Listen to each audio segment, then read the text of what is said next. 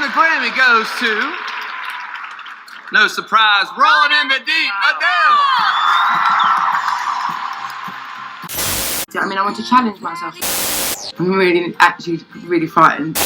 Without a doubt, Adele. Sabrina Carpenter's 7th album, Man's Best Friend, to some unfamiliar with her music and her catalog, felt like her second album as they were introduced to her music via Short and Sweet.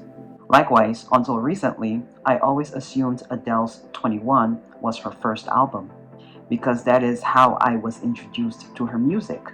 Meanwhile, 19, her first album, had already earned her various accolades, including comparisons to Amy Winehouse, which Adele admitted she loved initially, but then it got a bit annoying and boring, and understandably so, because no one wants to feel like the next version of somebody else.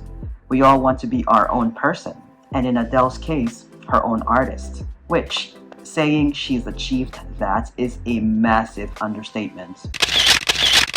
21, as I understand, is the best-selling album of the century, which blew my mind until I realized we are only 25 years into the century. Still impressive nonetheless. That is, until the mammoth that is The Life of a Showgirl, which has now unseated Adele from her throne. Taylor just can't leave well enough alone, can she? In my defense, I have none.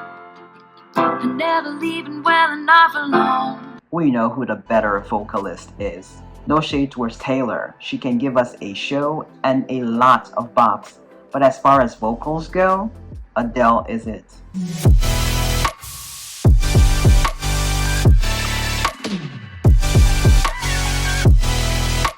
Influenced by the likes of Garth Brooks, the Still Drivers, and Loretta Lynn, which Adele said she didn't grow up listening to because it was not part of her culture in England, 21 gives us a nice mix of pop, blues, country, and jazz, topped with a voice like honey and sincere lyrics.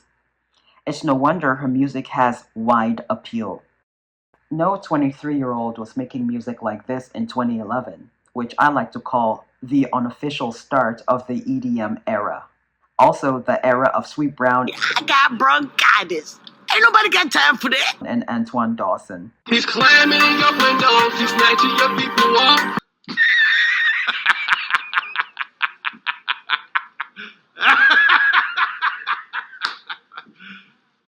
I just had to do it. I cannot discuss 2011, 2012 without sneaking that into the conversation. It was so prevalent, at least in internet culture, which, as I have mentioned previously, I wasn't that online at the time, and yet I heard of these people. What a time to be alive that was. Alright, that's enough of that. Let's get into the review, which I always say isn't a track-by-track review, but a retrospective look at the era. There are quite a few interviews of Adele discussing what inspired each track of this album, which I will link below. It's also where I got some of the info for this video.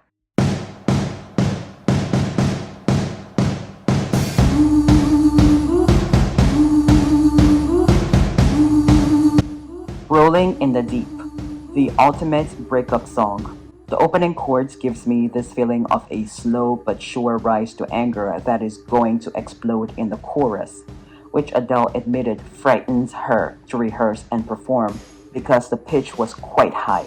She also said the song was her musical equivalent of saying things in the heat of the moment, word vomiting. The first lines are about this guy she met in the club who told her that he was going to sell a story about her to the tabloids, and she said, yeah, right, you don't even know me. And the rest of the song was about her previous relationship. Basically, the person who most of this album is about. Thus proving that a song can be about multiple people or can depict multiple scenarios, which I think is a brilliant tactic because it keeps listeners wondering who the song is about, but in this case, no need to wonder because Adele lays it bare. The music video is minimal but also maximal at the same time. I wonder how many glasses were used for this shot and how much time was spent pouring water or whatever liquid that is into those glasses. Also, how much china was wasted in this shot. Rumor has it goes hard. She said the song was inspired by her bus driver who was from Nashville and put her onto a lot of country and blues music. But the lyrics aren't about blogs and tabloids like I thought. Adele said it's about her own friends believing things they've read and heard about her and her relationships.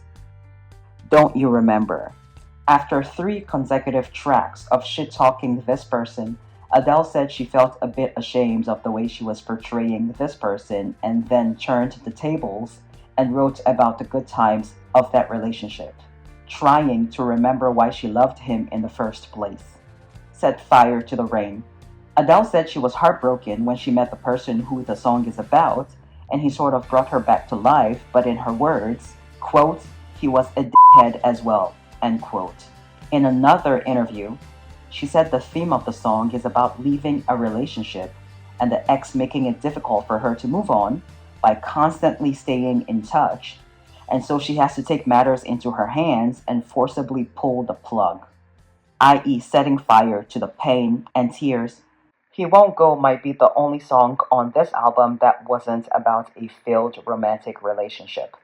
Adele said when she was done with the first album, she went home and made friends with a couple who were dog lovers like herself.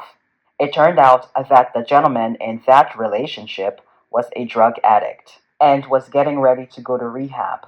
Now, in another interview, Adele has said that the song was her take on if she was in a relationship with an addict, and said she played the demo for the guy once he was in rehab, and he loved it. The beginning of the song reminds me of Maya and Jay-Z's Best of Me remix.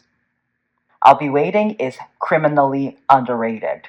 It reminds me of Sweet Home Alabama, the song. One and Only. I swear a black woman lives inside of Adele, and that's not a hot take, I don't think. But this song in particular confirms it.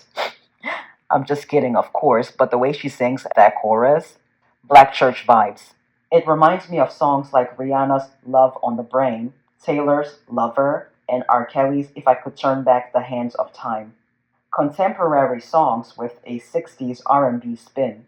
Adele described the song as a happy song, and it was not about the person that most of the album was about.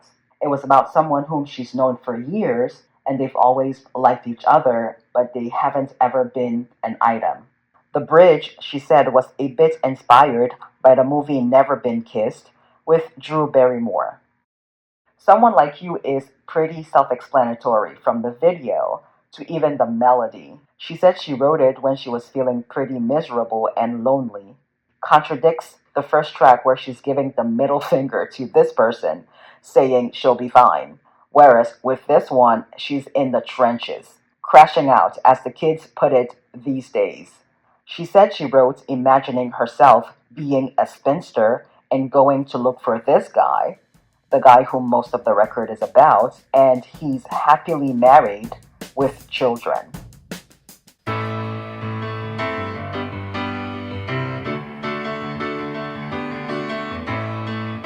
The through line of this era was her being more accepting of rejection. It's upsetting, no doubt, she admitted, but she said she was more capable of dealing with it than she was in the era of the first album, 19. She added that holding grudges weighs you down, so this album was a journey of letting things go. I'm with her on that one. I used to think, and I do still think that way a bit, which is something I am working on, that by holding a grudge, I held the power, and I am punishing the other person. But it's the reverse. By not forgiving and letting it go, I am punishing myself instead, and that person holds power over me. Now, forgiving doesn't mean I am weak, and that I am going to forget about it. It just means that I am no longer going to take that specific offense to heart. As a wise person once said, I bury hatchets, but I keep maps of where I put them. And I bury hatchets, but I keep maps of where I put them. I know, this video isn't about Taylor, but I couldn't help it. Besides, I referenced her in this video, so it was only fitting. If you're enjoying this Black and White album series as much as I am, be sure to subscribe and hit that notification bell so that you don't miss the next one. I'll leave a hint as to what the next one is But in the meantime, watch this one next.